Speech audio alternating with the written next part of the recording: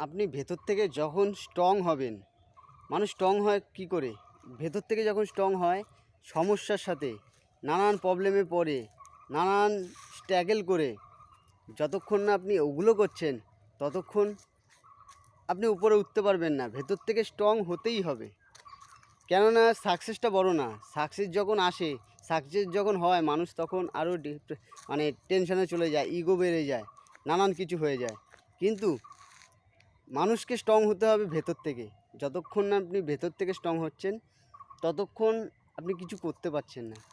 আর strong হতে গেলে আপনাকে ছোট্ট ছোট্ট জিনিস চেঞ্জ করতে হবে, স্ট্রাগল করতে হবে, মানে আপনাকে কর্ম করেই যেতে হবে, খাটতে হবে। তার সাথে আপনার সমস্যা যত আছে সমস্যাগুলো দেখতে হবে, প্রবলেম ফেস করতে হবে, তারপরে গিয়ে আপনি আস্তে আস্তে উপরে উঠবেন। বুঝতে পারছেন তো?